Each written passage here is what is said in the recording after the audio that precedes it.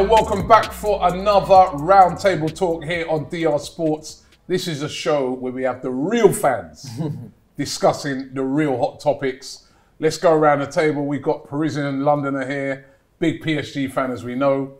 Fuad, I ain't forgiving him for smoking off my cigar. I have to, yeah, you know what? Yeah, right? Even as an Arsenal fan, when I saw you smoking them cigars on that stream, I had to. You couldn't hate on it, yeah. I couldn't hate on it. But you owe me money. The Cubans, you know, bro. We're talking invoice. But big up Fuad, Tottenham fan. Flex, Man United fan from United View, of course. Drifty from the Coppish. And of course, Lewis, big Chelsea fan TV. We are here to discuss football topics. We're going to kick off with the Champions League final. For what I do on this one is talk about the chaos that we saw outside the ground before and after at the fan parks. Basically, there was a madness going on there. And since the whole game was finished, there's been a real blame game going on. The Liverpool fans and the club and the politicians in Liverpool firmly putting the blame on the police, saying that the police were heavy-handed, it was their fault, and also the UEFA, the organisation was terrible. We know that the tournament was moved at the last minute, the final was moved at the last minute from Zenit St. Petersburg, obviously because of the whole Ukraine thing, to Paris. And then you've got the authorities over there saying, no, it's the Liverpool fans. It's their fault. They turned up without tickets. They were causing problems. There was hooliganism there. You know, what we thought we'd do on this is look at it and try and find out what happened, who caused this. I think. Listen, I'm going to start with Drifty, right? Because obviously Drifty, Liverpool fan, obviously disappointed in the result at the end, but even more disappointing for a lot of those Liverpool fans. I think they said they've worked out that well over 2,000 to 3,000 fans who had genuine tickets didn't even get in to watch the game. There's loads of others that didn't even get in until the second half or midway through the second half. And remember, there was already about a 40-minute delay on the game. You would have been speaking to loads of Liverpool fans since. What have they been saying? I mean, first thing first, they've tried to make this a football thing.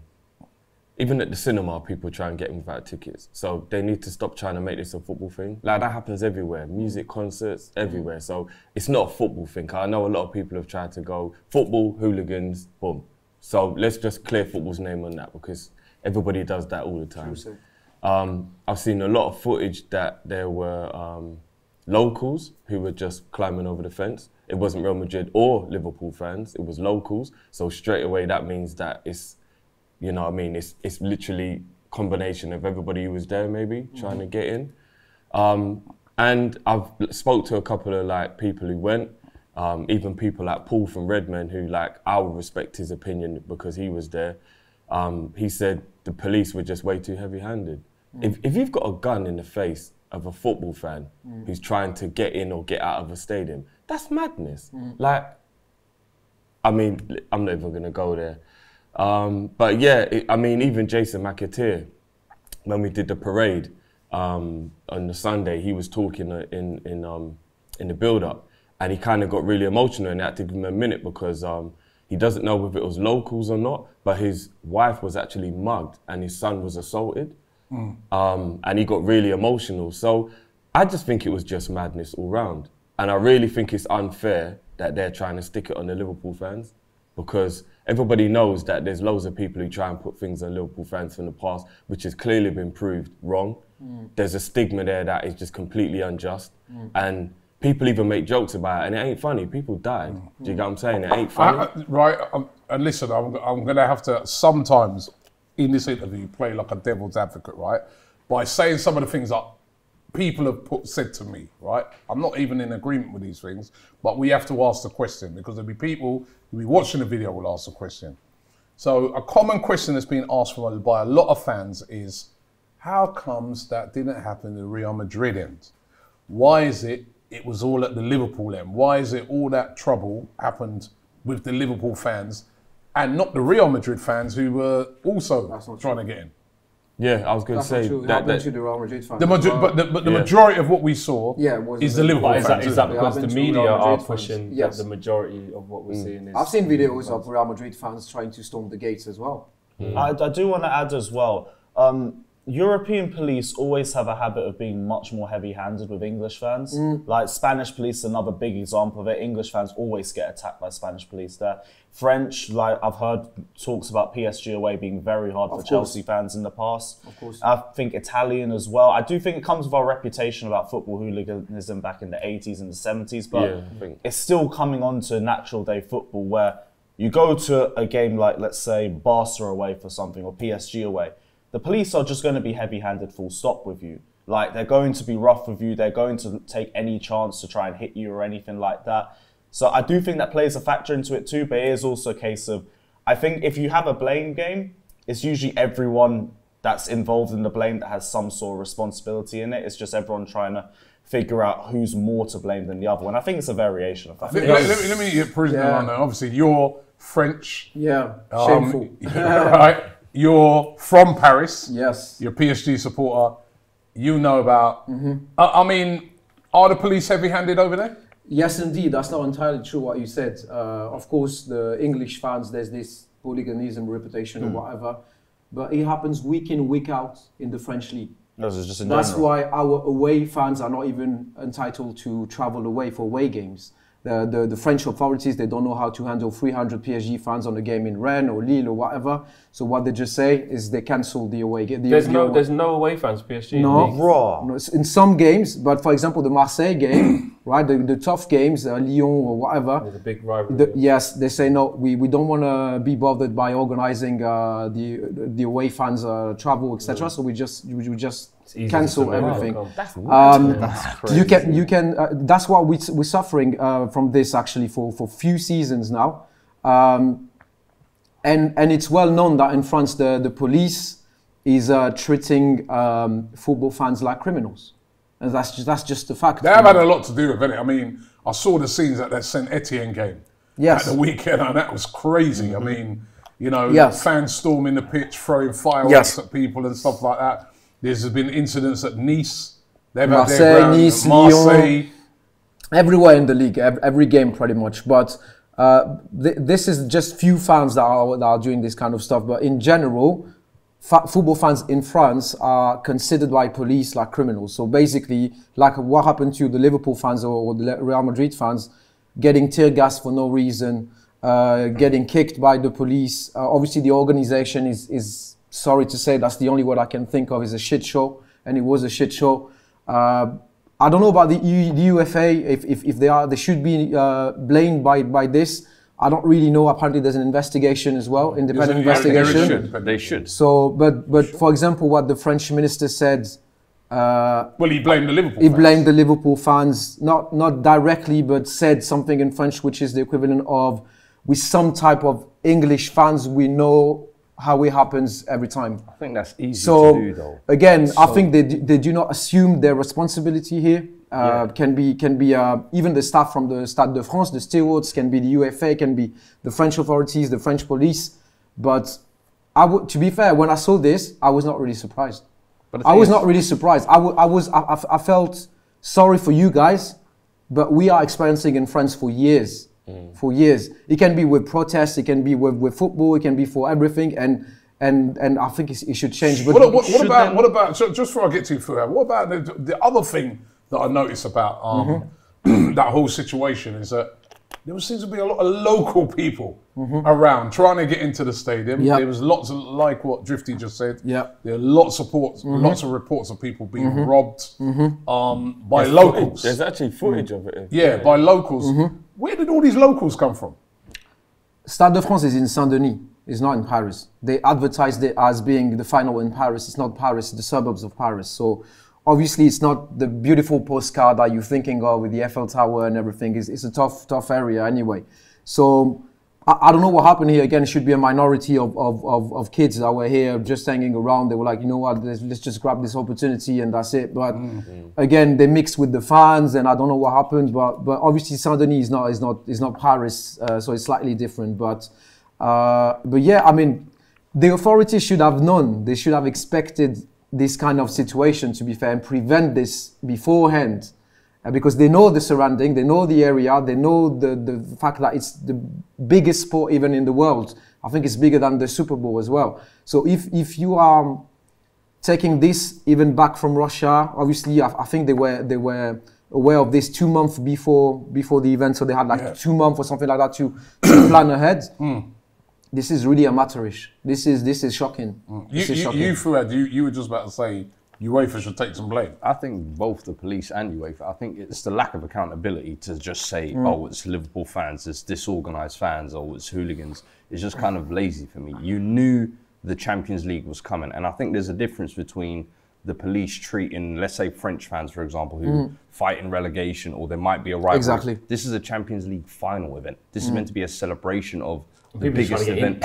People trying to get in. You're meant to be safeguarding these people, safeguarding the event, not harassing people, not trying to make it kind of disorganized, causing the chaos. Do you think with UEFA, where I feel like they have to take the blame, I'm sorry, but the ticket allocation, there has to be a simpler way to differentiate between a fake ticket and a real ticket, and it just seems Liverpool fans, there were so many of them buying it seemed like fake tickets, and I'm like, there should be much easier ways. I spoke with Liverpool fans at the gates. But the fact that they give such massive percentages to like marketing teams and PR team, which then get sold onto the secondary market for ridiculous prices, give it to the fans in the first place, and you won't have these types of situations. Stewards that were checking tickets at the gates, at the entrance, right before entering the stadium, some of them, they did not even have the material to scan the QR codes. They were just checking the tickets visually, and they were saying if it was fake or real. So you had Liverpool fans that were saying, how do you know it's a fake or real ticket? It's like, I know this one is a fake. Andy Robertson said that he gave a ticket to his mate that he got through the club, and that mate wasn't let in because they thought it was a fake ticket. I mean, that's unreal. Do you think, right, when you're touching on, you say like UEFA to blame, and you know the police authorities to blame, right? Well, I'll just put this one out here, right? Maybe, right? And we saw that they were heavy-handed, but maybe they looked at the English fans and they thought, you know what? We know you lot are coming, and I know you've all said, you know, back in the 80s, but they might have been looking at it and said, well, you know what? Remember the last final with the English fans, which was here at Wembley, and let's not forget this now. The final at Wembley, where fans stormed, that was here. A lot of people are forgetting that. Where fans stormed and got in. We saw the footage of that. And there was loads of trouble. There was loads of fans who turned up without tickets. There was lots of trouble, wasn't there? I mean, at that final, I think England have even got to play a game behind closed doors now because of that.